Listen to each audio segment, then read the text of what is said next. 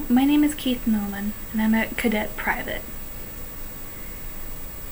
Today, I'm going to discuss the military. So how many of you have wanted to join the military? I see a lot of you, same with me. Since I was little, I've wanted to join the military, always. And I love military history, and I read it incessantly. A lot of my family members have been in the military. My grandfather was in World War II. I really want to serve my country. Do you think I can? No. Why? Because I'm deaf. But it doesn't matter. Inside I still wanted to. I still had a drive for it, serve in the military. For example, in high school, I graduated 3 months before September 11th.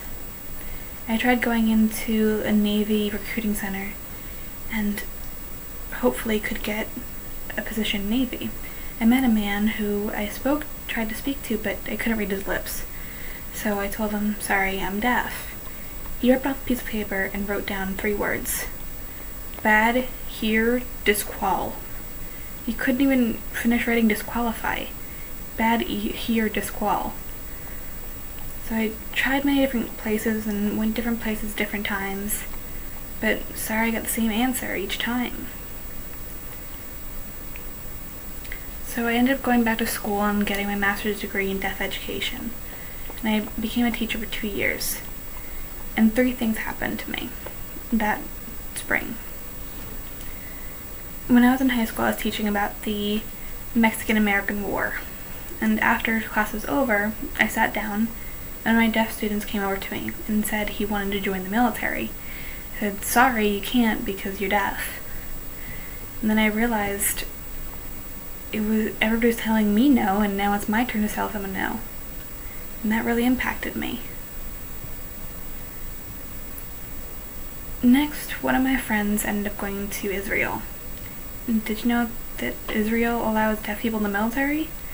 Well, how are they doing that? How do they work in the military? So I decided to go one summer and interview deaf soldiers there.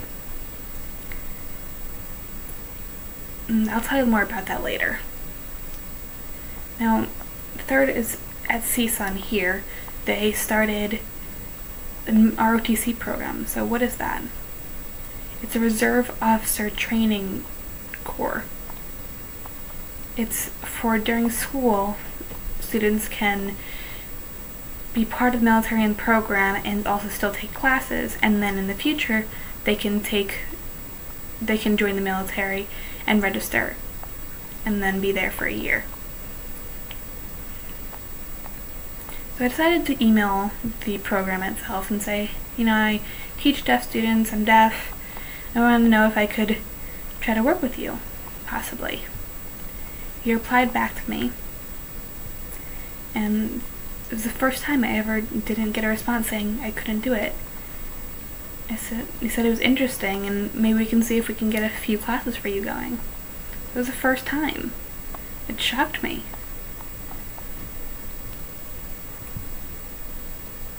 It was the first time I was really getting my foot into the door and somebody gave me opportunity. All my life I was talking to different people. I decided to write a paper about the military. It's 98 pages. About what? So what was it about? America has had deaf soldiers before. In the Texas Independence War, they had a key character named Deaf Smith, and he helped in the Texas Independence War. Second, in the Civil War, Gallaudet has a list of a lot of deaf soldiers, both in the North and South, that have fought deaf against deaf. Third, it's rare for the World War II, but they're there. But the main point is that they're deaf fighting before in the military. And next in my paper I talked about the Israeli soldiers. They didn't always fight in combat roles. They didn't. They fought behind the lines. There are a lot of different jobs they could do though, like intelligence or computer technology. Supply. map drawing, a lot of different things, military dog training. But how would they communicate with the hearing soldiers? How? It's the same way you communicate every day in the hearing world, with lip reading and speech and some sign and gestures and writing things down. Computers, emails, it's the same. It's no magic wand needed. Did they have interpreters? Yes, but it was basically during more training camp times. They didn't have them every day that worked with them. They didn't need that. In the Israel army, they had small groups, and each one of them developed their own ways to communicate with each other. They didn't need interpreters. The top picture is a soldier I met, and the bottom is Prime Minister Begin from Israel.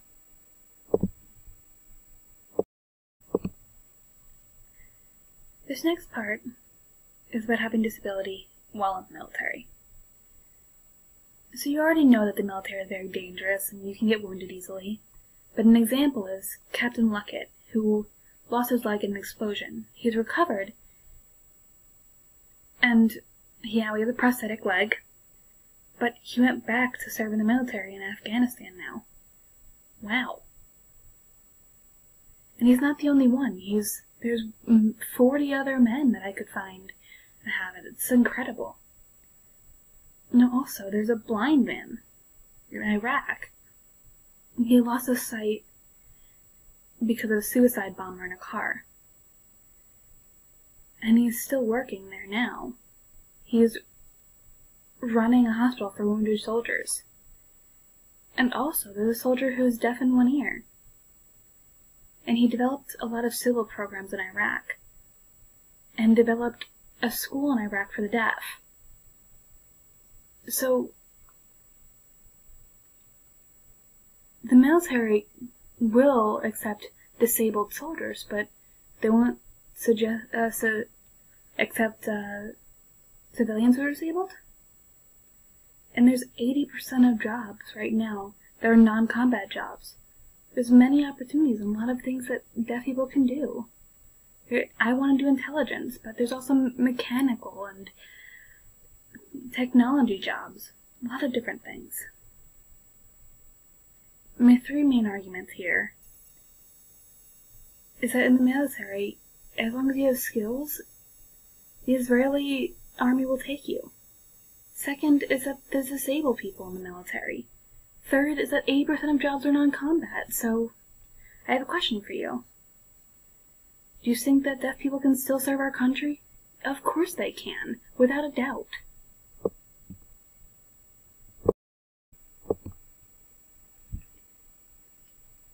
Now I want to talk about my experience with the Army ROTC. I started last fall and I'm still involved now. First I need to describe my battalion. Now, I was the first deaf cadet they ever had. They'd never had one before. And they're all normally reacting, and all confused about how I'd be able to do anything or how to communicate with me. And they had a natural reaction because they'd never interacted with a deaf person before. And also, me, I'd never been in that sort of lifestyle. Never had to experience that world and learning military terminology and culture and everything. So we started off slow, learning a little bit more how to interact and work together. But the first time, and the first day of class, I didn't have a uniform, I had normal clothes. And I learned that every morning at 5:30, they would have physical training. On Fridays, they had a lab for field training. On some weekends, they would have military basic training. At 5:30 in the morning, I showed up with normal clothes. Everybody had uniforms on, and they told me I didn't have to train with them, but I wanted to. So they said, okay. I did that every morning. On Friday, I went to go to training with field training. They said I didn't have to. They said I just stick with class, but I really wanted to try. So they said okay and accepted it. But they wanted me to watch for the most part. They didn't want me to participate. So Friday came up, and they're all doing basic drills, like the salute.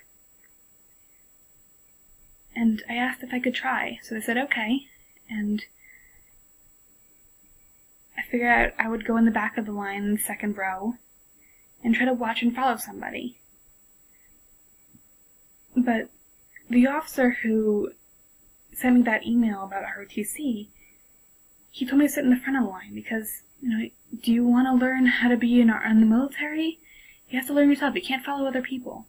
So, wow, it was crazy they saw me as a real person, not just a deaf person.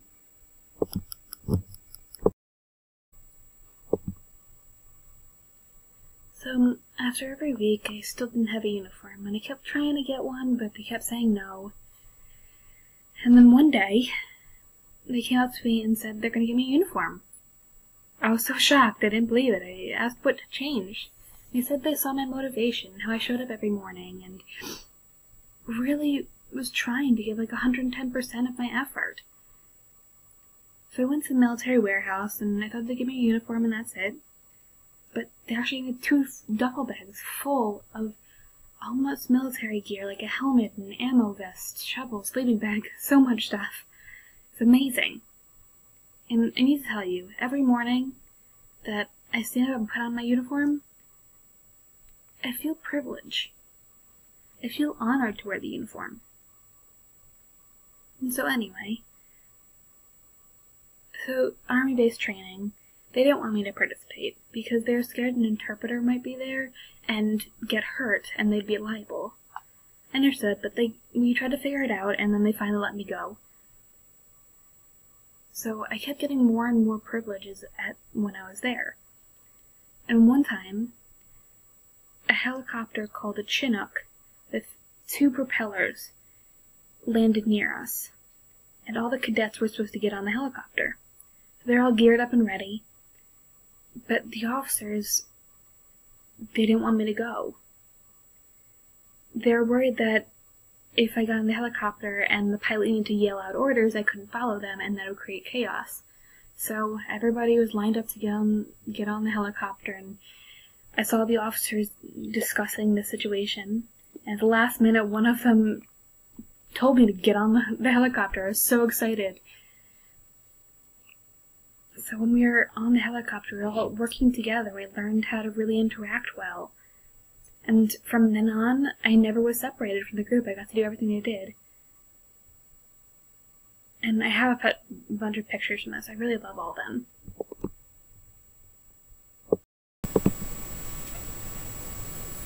Now, he's in the same group as me. Cadres are the officers and sergeants who observe the program. And in the beginning, they were very nervous about me, but then when they learned more about me, they supported me more. And all the cadets that I worked with, when you worked hard and sweat with them, we built some sort of camaraderie, and they're like brothers and sisters, part of the same family as mine. And in classes, you learned about military theories of warfare, and recon, and strategies, and how to blow up a bunker, and navigating mountains, a lot of different things. Now, accommodations I got, got an interpreter bred by the National Center of Deafness here at CSUN, and I really need to thank them because it's difficult to get an interpreter at 4:30 in the morning. And that is the officer who told me I could take a few classes here, Lieutenant Mendoza. And that's the interpreter before class. And this picture was from last fall when we first started and we were all nervous. And this picture is Lieutenant Phelps. This is his sign name. He's a high commanding officer in the battalion.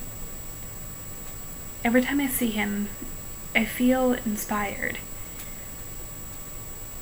He's really a true image of a serviceman. And he's never seen me as a deaf man. He's seen me for my capabilities and my skills. I really respect him for that. And top one is from training. That's the helicopter I was telling you about that I barely made it to. And then all cadets have a mentor, and this was mine. And he told me a lot of details and information that I needed to know. Now, this top picture is from when we all went to Las Vegas to compete against the German soldiers in different physical training activities. We swam, we shot, and I ended up doing well enough to win a badge.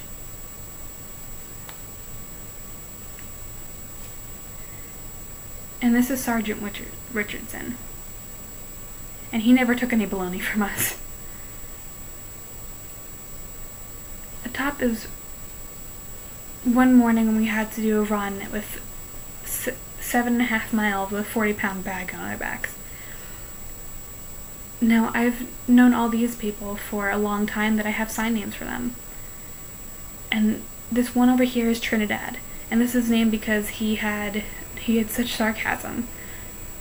The next one is Frigo. And both of us compete with our intelligence all the time. Last is Jarvie, and this top athlete. And this is a sign name because he's a scar on his face. So do you know who this is? He's the chairman of Chiefs of Staff, and he is an advisor for President Obama and Secretary of Defense Gates. And he presented at UCLA, and I went to go meet him, and I had my interpreter speak for me, and I told him it was great to be there, and he did a great job. And he actually addressed my interpreter. And I was really surprised because the interpreter tried not to address him about it and correct him, but I don't know if he really even knew I was deaf.